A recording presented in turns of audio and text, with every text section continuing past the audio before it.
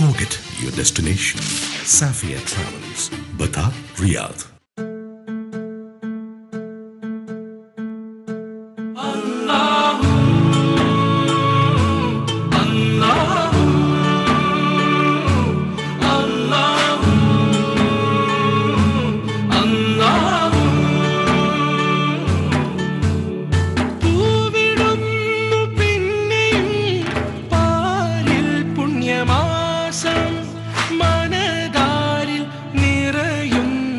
മധുരമന്ദഹാസം വിശുദ്ധ വചനമാദ്യമായവതരിച്ച മാസം വിശ്വമാകെ വിശ്വാസം പ്രഭവിതരീവാസം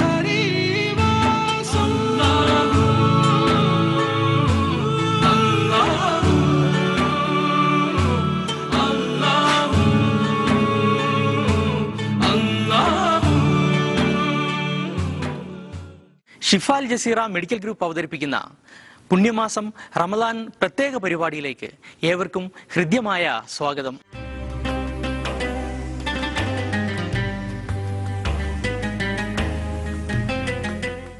ഖദീജ ജീവിച്ചിരിക്കുന്ന കാലത്ത് മുഹമ്മദ് മറ്റൊരു വിവാഹം ചെയ്തിട്ടില്ല. ഖദീജയിലാണ് മുഹമ്മദ് എന്ന ഈ പ്രവാചകന് എല്ലാ കുട്ടികളും ഉണ്ടായത്. ആ കുട്ടികളുടെ കൂട്ടത്തിൽ ഒരു കുട്ടി മാത്രം മാരിയത്തുൽ ഖിബിത്തിയ എന്ന തൻ്റെ അടിമക്കുണ്ടായിട്ടുണ്ട്. ഇബ്രാഹിം എന്ന കുട്ടി ചെറുപ്പത്തിലെ മരിച്ചു. ഖാസിം അബ്ദുള്ള എന്ന 2 ആൺകുട്ടികൾ ഖദീജക്കുണ്ടായതാണ്. അവർ ചെറുപ്പത്തിലെ മരിച്ചുപോയി, ആ 2 ആൺകുട്ടികളും. പിന്നീട് സൈനബ്, റുഖയ്യ, ഉമ്മു കുൽസും, ഫാത്തിമ എന്നീ 4 പെൺകുട്ടികളും. ഇതൊക്കെ ഖദീജയിലാണ് ഉണ്ടായത്. ഖദീജ മരിച്ചതിൻ്റെ ശേഷമാണ് മുഹമ്മദ് നബി മറ്റൊരു വിവാഹത്തെപ്പറ്റി ആലോചിക്കുന്നത് തന്നെ. ഏതായിരുന്നാലും ഒരു കുടുംബജീവിതവും സത്യസന്ധമായ നിലപാടും നിമിത്തം മക്കയിൽ ആരുടെയും കണ്ണിലുണ്ണിയാണ് മുഹമ്മദ്. ഇപ്പോൾ അൽ അമീൻ എന്നാണ് അദ്ദേഹത്തെ വിളിക്കാറുള്ളത്. എന്തു കാര്യത്തിനും അൽ അമീനിനോട് ചോദിക്കുകയും അദ്ദേഹത്തെ വിശ്വസിക്കുകയും ചെയ്തുകൊണ്ട് മുഹമ്മദ് നബി വളർന്നു. ആ കാലത്തൊരു സംഭവമുണ്ടായി. കഅബാലയം, ഇബ്രാഹിം നബി അലൈഹിസ്സലാം പടുത്തുയർത്തിയ കഅബാലയം പിൽക്കാലത്ത് പലപ്പോഴായി പൊളിഞ്ഞു പോയിട്ടുണ്ടെങ്കിലും അത് ഖുറൈശികളുടെ കാലത്ത് ആദ്യമായി അത് ഒരു മഴ വന്ന് വെള്ളപ്പൊക്കം വന്ന് പൊളിഞ്ഞുപോയി. കല്ലുകളും മണ്ണുകളും ഇടിഞ്ഞ് ഒലിച്ചു പോയപ്പോൾ അത് പുനരുദ്ധരിക്കണം എന്ന് ഖുറൈശികൾ തീരുമാനിച്ചു. ആ തീരുമാനത്തിൽ അവർ കൂടിയാലോചിച്ചപ്പോൾ ഇങ്ങനെയാണ് തീരുമാനമെടുത്തത്. മദ്യപാനികളും ചൂതാട്ടക്കാരും കൊള്ളക്കാരും അക്രമികളുമായിരുന്നുവല്ലോ അവർ. എന്നാൽ മദ്യപിച്ച് കിട്ടിയ അല്ലെങ്കിൽ വ്യഭിചാരത്തിൻ്റെ മുതൽ അല്ലെങ്കിൽ അക്രമം ചെയ്തോ കൊള്ളയടിച്ചോ കിട്ടിയ മുതൽ ഇതൊന്നും വിശുദ്ധ കഅബ നിർമ്മിക്കാൻ നമ്മൾ ചെലവഴിക്കരുത്. നമ്മൾ കച്ചവടം ചെയ്തും നേരായ മാർഗത്തിൽ കിട്ടിയ മുതൽ മാത്രമേ കഅബാലയത്തിന് ചെലവഴിക്കാവൂ എന്ന് ഖുറൈശികൾ തീരുമാനിച്ചു. അങ്ങനെ കഅബാലയം പണിതു തുടങ്ങി. അവസാനം ഉള്ള നേരായ മാർഗത്തിൽ കിട്ടിയ മുതൽ കൊണ്ട് കഅബ പണിത് തീരുകയില്ല എന്നവർക്ക് ബോധ്യപ്പെട്ടു. അപ്പോൾ കുറച്ചു ഭാഗം ഒഴിവാക്കി ബാക്കിയുള്ള സ്ഥലത്ത് കഅബയുടെ ചുമര് പൂർത്തിയാക്കി, മതിൽ കെട്ടി പൂർത്തിയാക്കി. ആ കുറച്ചു ഭാഗം അർദ്ധവൃത്താകൃതിയിൽ മാറ്റിവെച്ചു. ഹിജർ ഇസ്മായിൽ എന്നും ഹത്തീം എന്ന പേരിലൊക്കെ അറിയപ്പെടുന്ന ആ ഭാഗം അതാണ്.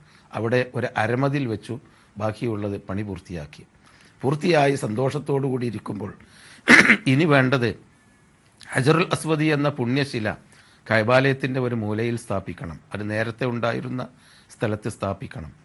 ഇത് സ്ഥാപിക്കാൻ വേണ്ടി നിന്നപ്പോൾ ഓരോ ഖുറൈശി ഗോത്രങ്ങളും പരസ്പരം മത്സരിച്ചു. ഞങ്ങളത് അവിടെ വെച്ചുകൊള്ളാം, ഞങ്ങളുടെ കുടുംബം വെച്ചുകൊള്ളാം. അവർ തർക്കിച്ച് അവസാനം യുദ്ധത്തിൻ്റെ വക്കത്തെത്തി. 4 ദിവസം ദീർഘമായ തർക്കവും അവർ വാളിന് മൂർച്ച കൂട്ടി എന്തിനും തയ്യാറായി നിൽക്കുന്ന ഒരു സന്ദർഭത്തിലെത്തിയപ്പോൾ ആ കൂട്ടത്തിൽപ്പെട്ട മുതിർന്ന അബൂ ഉമയ്യത്തുൽ മഖ്സൂമി എന്ന് പറയുന്ന ഒരു കാരണവർ പറഞ്ഞു, നിങ്ങൾ നല്ല ഒരു ശുദ്ധമായ ഉദ്ദേശത്തിന് വേണ്ടിയാണല്ലോ നമ്മൾ കഅബ പണിതത്. ഹലാലായ നേരായ മുതൽ കൊണ്ടാണ് പണിതത്. ഇനി നമ്മുടെ രക്തം ചിന്തുന്ന പ്രശ്നമില്ല. ഇതിനൊരു പരിഹാരം വേണം. ഞാനൊരു പരിഹാരം പറയാം. നാളെ രാവിലെ ആരാണോ ആദ്യമായി കഅബാലയത്തിലെത്തുന്നത് അയാൾ ഈ കല്ല് വെക്കട്ടെ. അവർ സമ്മതിച്ചു. ശരി, അതാവട്ടെ. അവരെല്ലാം മാറി നിന്നു. രാവിലെ വരുന്നത് അൽ അമീൻ മുഹമ്മദാണ്. എല്ലാവർക്കും ഇഷ്ടമായി. അവർ പറഞ്ഞു, റളീന ബി മുഹമ്മദിൻ അൽ അമീൻ. മുഹമ്മദ് ചെയ്യട്ടെ, അവൻ അൽ അമീനാണ്, അവൻ ചെയ്യട്ടെ. അയാൾ മുഹമ്മദ് നബി വന്നു. കാര്യങ്ങൾ അദ്ദേഹത്തോട് പറഞ്ഞു. അദ്ദേഹം തൻ്റെ തോളിലിരിക്കുന്ന തട്ടം നിലത്ത് വിരിച്ചു. എന്നിട്ട് കല്ലെടുത്ത് അതിൻ്റെ മധ്യത്തിൽ വെച്ചു. ഖുറൈശികളിലെ ഓരോ പ്രമുഖരോടും എല്ലാ ഗോത്രത്തലവന്മാരോടും തുണിക്ക് ചുറ്റും പിടിക്കാൻ പറഞ്ഞു. എല്ലാവരും പിടിച്ചു. ഒപ്പം തുണി പൊക്കി, ആ തട്ടം പൊക്കി, അതിൽ നിന്ന് കഅബാലയത്തിലെ ആ അസ്ജറുൽ അസ്വദ് വെക്കുന്ന ആ സ്ഥാനത്തെത്തിയപ്പോൾ മുഹമ്മദ് നബി പറഞ്ഞു, ഞാൻ കല്ലെടുത്ത് വെച്ചുകൊള്ളാം. ഇപ്പോൾ എല്ലാവർക്കും സന്തോഷമായി. അങ്ങനെ ഖുറൈശികൾ അദ്ദേഹത്തെ അംഗീകരിച്ചിരുന്നു എന്ന ഒരു സംഭവമാണ് ഇതിൽ കൂടി നമ്മൾ മനസ്സിലാകുന്നത്. അത്രമാത്രം ഖുറൈശികൾ അംഗീകരിച്ചിരുന്ന ആ ഒരു മനുഷ്യൻ. ഒരിക്കലും അദ്ദേഹം മദ്യപിച്ചിട്ടില്ല, ഒരിക്കലും വ്യഭിചരിച്ചിട്ടില്ല, അനാവശ്യമായി യുദ്ധത്തിന് തുനിഞ്ഞിട്ടില്ല, ആരുടെയും രക്തം ഒലിപ്പിച്ചിട്ടില്ല. ആ കാലഘട്ടത്തിൽ ഉണ്ടായിരുന്ന തെറ്റായ മാർഗത്തിലെ സമ്പാദ്യം അദ്ദേഹം സമ്പാദിക്കാൻ പോയിട്ടില്ല. ബിംബങ്ങളുടെ ബലിക്കല്ലിൽ അറുത്ത മാംസം ഒരിക്കൽ പോലും അദ്ദേഹം തിന്നിട്ടില്ല. അങ്ങനെ തന്നെയാണ് അദ്ദേഹം ജീവിച്ചത്. പക്ഷേ ഒന്നുണ്ടായി, അദ്ദേഹം ഖുറൈശികളുടെ ആ നാട്ടുവർത്തമാനങ്ങളിലും രാത്രി സമയത്തെ രാക്കഥകളിലും പരസ്പര കലഹങ്ങളിലും അനാവശ്യമായ ആചാരങ്ങളിലും അദ്ദേഹം ഒരിക്കലും പങ്കെടുത്തിട്ടില്ല. ഒന്ന് ഒറ്റപ്പെട്ട് ജീവിക്കണമെന്ന ഒരു തോന്നൽ അദ്ദേഹത്തിൻ്റെ വ്യക്തിത്വത്തിൽ എപ്പോഴും പ്രകടമായിരുന്നു. ഒരു ഏകാന്തത. ആ ഏകാന്തത അദ്ദേഹത്തെ അല്പാൽപ്പം സമൂഹത്തിൽ നിന്ന് ഉള്ളിലേക്ക് നയിക്കുകയും പിൻവലിഞ്ഞ് അവസാനം ഒരു 3 കിലോമീറ്ററോളം അകലെയുള്ള ജബൽ അന്നൂർ എന്ന് പറയുന്ന ഗാർ ഹിറ, ഒരു മല, ഹിറാം മല, ആ മലയുടെ മുകൾ ഭാഗത്ത് ഒരു ഗുഹയുണ്ടായിരുന്നു. 4 മീറ്റർ നീളവും 1.5 മീറ്ററോളം വീതിയുമുള്ള ആ ഗുഹ, അതാണ് ഗാർ ഹിറ. ആ ഗുഹയിൽ പോയി ഒളിഞ്ഞിരുന്ന് ധ്യാനിക്കാൻ അദ്ദേഹം തീരുമാനിച്ചു. എല്ലാ റമദാനിലും റമദാൻ മാസത്തിൽ അദ്ദേഹം ആ ഗുഹയിൽ പോയിരുന്ന് കഅബയിലേക്ക് നോക്കും. ആ ഗുഹയിലിരുന്നാൽ ഇന്നും കഅബയും പരിസരവും കൃത്യമായി കാണാമായിരുന്നു. അങ്ങോട്ട് നോക്കിയിരിക്കും, കുറേ ധ്യാനിക്കും. ആ നിലയ്ക്ക് ധ്യാനിച്ച് അവിടെ കഴിഞ്ഞുകൂടി. 2-3 വർഷം അവിടെ കഴിഞ്ഞുകൂടി. ഈ സമയത്താണ് അദ്ദേഹത്തിന് ദിവ്യ വെളിപാടുണ്ടാകുന്നത്.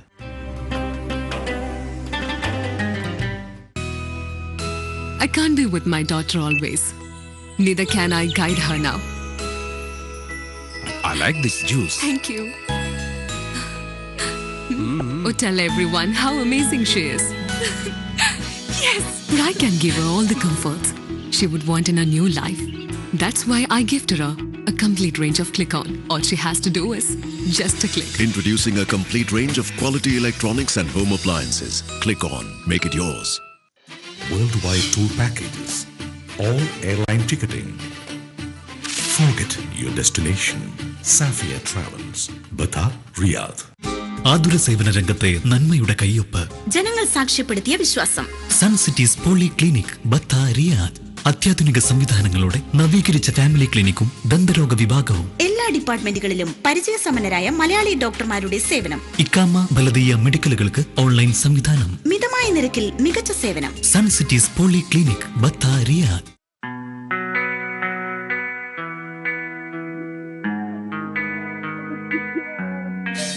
വാർദ്ധക്യത്തിന് ബാല്യത്തിന്റെ ഒരു കൈസഹായം പോലെ സേവനപാതയിൽ വർഷങ്ങളുടെ പാരമ്പര്യവുമായി Shifa al Jazeera polyclinic, Batha, Riyadh, Saudi Arabia.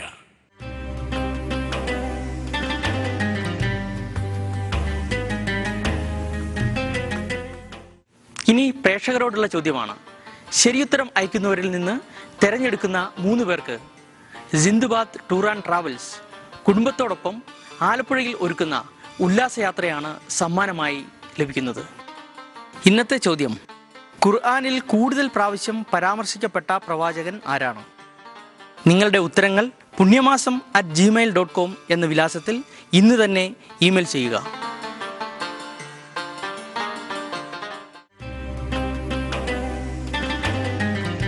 ഈ ടോർച്ച് കൊണ്ട് 6 വരെ അടിക്കാം. മേഡം, ഈ ടോർച്ച് കൊണ്ട് കറുത്ത വാവിൽ ചന്ദ്രന് വരക്കാം. ഹലോ മേഡം, 6 അടിക്കാൻ പറ്റില്ല, ചന്ദ്രനിൽ പോകാനും പറ്റില്ല. ഈ ടോർച്ച് നിങ്ങൾക്ക് വെളിച്ചം തരും. Click on perfect light. innovator of double reflectors and world's largest seller of Alexa series flashlights. Click on Make It Yours.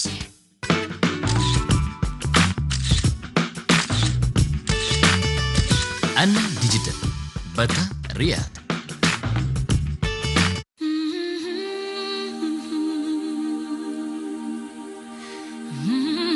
പ്രിയപ്പെട്ടവരുടെ സ്വപ്ന സാക്ഷാത്കാരം,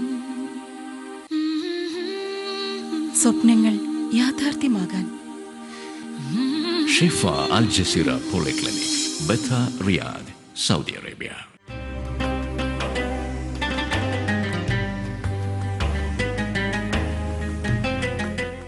അസ്സലാമു പുണ്യമാസത്തിലെ പുണ്യഗീതം പരിപാടിയിലേക്ക് സ്വാഗതം. ഇന്ന് നമ്മൾ പരിചയപ്പെടാൻ പോകുന്ന വ്യക്തിത്വം റിയാദിലെ അറിയപ്പെടുന്ന 2 വ്യക്തിത്വങ്ങളെയാണ്. ഒന്ന് ഡോക്ടർ തമ്പി. അദ്ദേഹത്തെ റിയാദിലെ എല്ലാവർക്കും വളരെ നല്ല രീതിയിൽ അറിയാവുന്ന ഒരു ഡോക്ടറാണ്. അതുപോലെ തന്നെ മഹാത്മാ ഇന്റർനാഷണൽ സ്കൂളിൻ്റെ ചെയർമാൻ അബ്ദുൽ ജബ്ബാർ. അദ്ദേഹം സ്കൂളിൻ്റെ ചെയർമാൻ, ബിസിനസ്മാൻ എന്നുള്ള നിലയിൽ മാത്രമല്ല, അദ്ദേഹം നല്ലൊരു ഗായകനുമാണ്.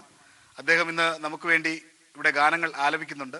അദ്ദേഹത്തെയും അദ്ദേഹത്തിൻ്റെ മകളും ഇവിടെ എത്തിയിട്ടുണ്ട്. അവരെ നമുക്ക് ഈ പ്രോഗ്രാമിലേക്ക് സ്വാഗതം ചെയ്യാം. ഡോക്ടർ എത്ര വർഷമായി സൗദി അറേബ്യയിൽ വന്നിട്ട്? ഏകദേശം 15 വർഷമായി. ഫാമിലി, മാഡം എന്ത് ചെയ്യുന്നു? ഹൗസ് വൈഫാണ്. 2 കുട്ടികളുണ്ട്. നാട്ടില് ഡോക്ടർ എവിടെയാണ്? നാട്ടിൽ ഞാൻ കൊച്ചിയാണ് എൻ്റെ സ്വദേശം.